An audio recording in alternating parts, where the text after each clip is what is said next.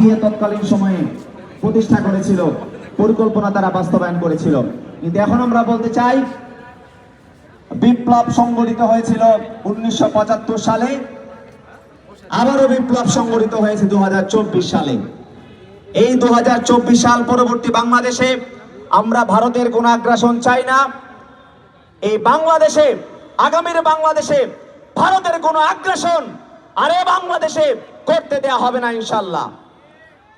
কিন্তু আমরা চাই বাংলাদেশের এই তরুণ প্রজন্ম, তারা যেভাবে 2019 সালে বুয়েটের ছাত্র আব্দুল ফাহাদ যখন হত্যা করা হয়েছিল, তাকে ভারতের আগ্রাসন নিয়ে কথা বলার কারণে, তখন কিন্তু আমরা এই ঢাকা বিশ্ববিদ্যালয়ের মধ্যে সবার আগে স্লোগান দিয়েছিলাম, দিল্লি না ঢাকা। আমরা স্লোগান দিয়েছিলাম, দিল্লির আগ্রাসন রুখে দিবে বাংলাদেশের জনগণ। সেই তরুণ প্রজন্মই কিন্তু 2024 সালে